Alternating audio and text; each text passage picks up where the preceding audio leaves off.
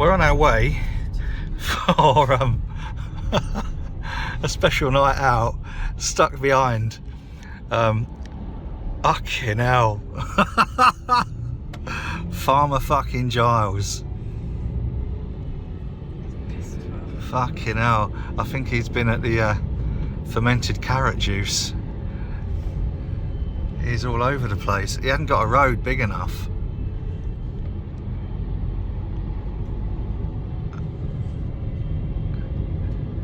Christ. Nice and bouncy in the back there.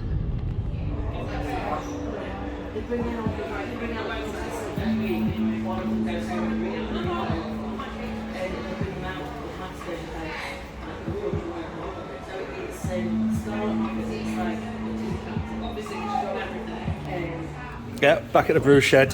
Look at that t-shirt. And look at the boxes. Look at the boxes. Cheers. So, planning the trip down to Birmingham. Yeah. It's got to happen. We have some attic beers in here to try, along with a Glasshouse collaboration with Dea. In a little while. Oh, I know what's in these boxes. Right.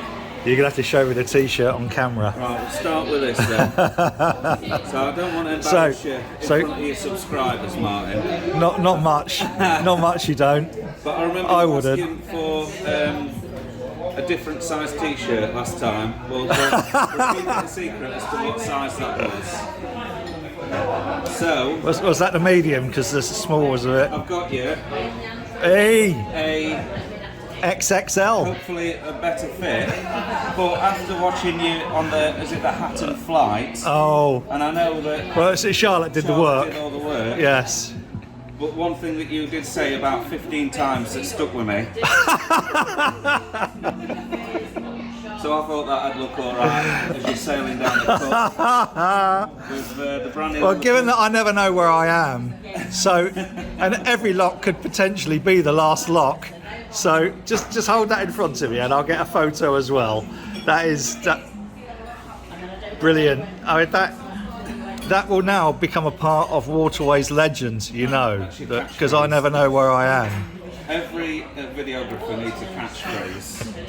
The other one I've been using quite a lot recently is you'll only ever meet another boat on a bend where there's other boats, or in a tunnel, or at a bridge. Yeah. So, but that's better, because I think every lot could be the last. Canal River Trust volunteers, which probably will not say anything.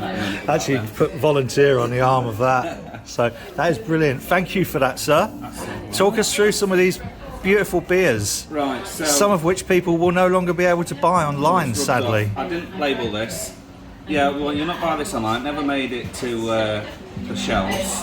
This was the Kveik Lager experiment that we did. Oh, yes. Last time you and I tried it, we noticed a distinct hit of diacetyl on there. Yeah.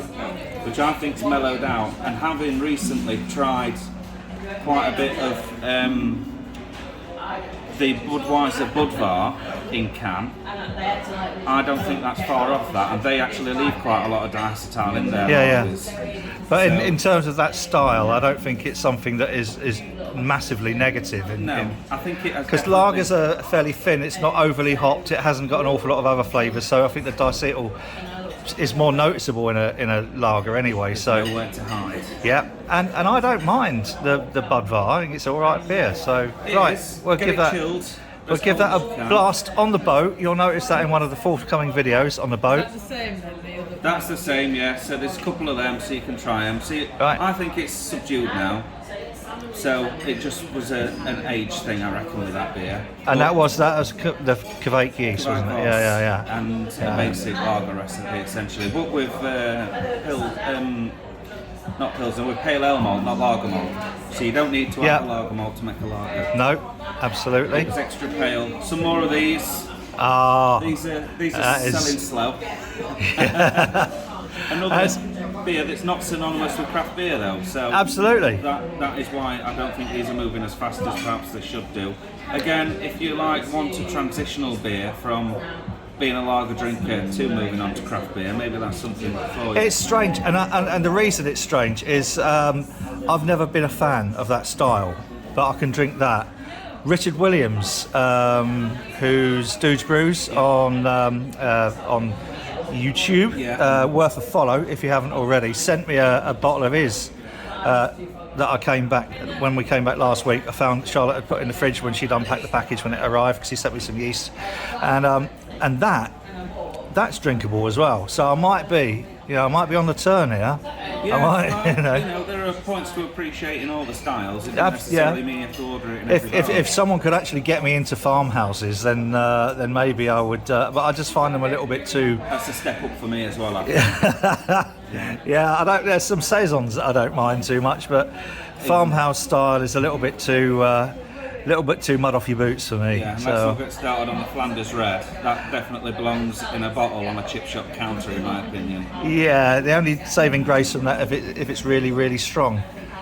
Right. Yes. Just obviously because you've got to have some bacon in a box of beers. And in the glass. From HB.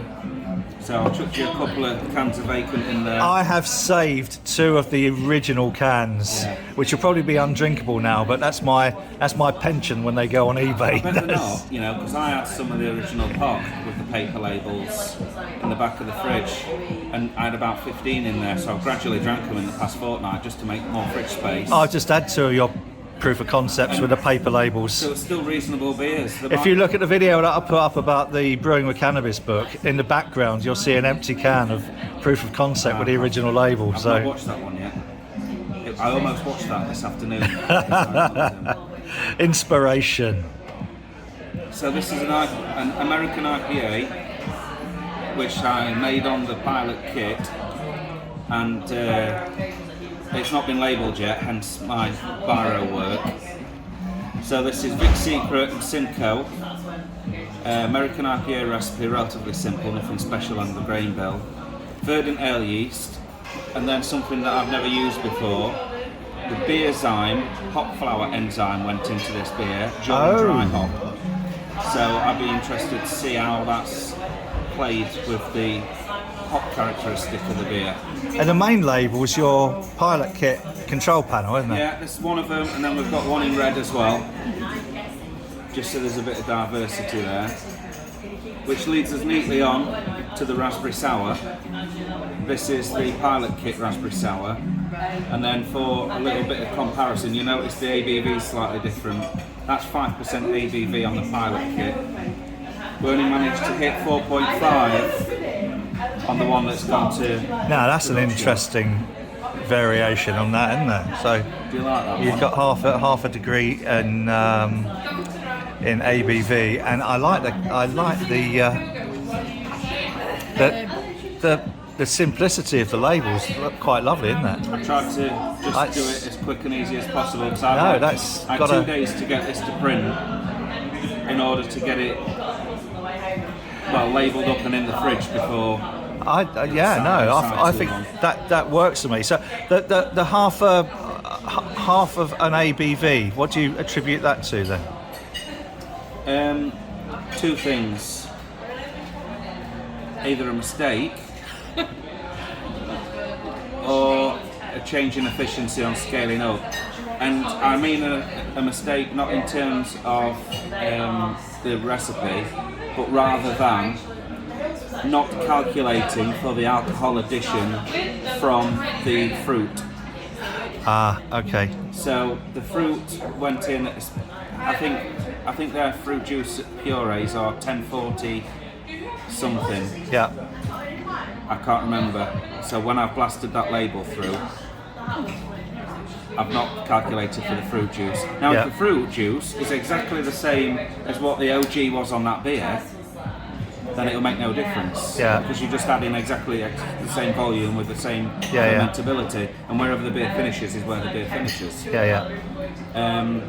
But I think the SG on the fruit juice that we got from Keeling was considerably thicker than the fruit juice that we got from Trade Solutions in Scotland.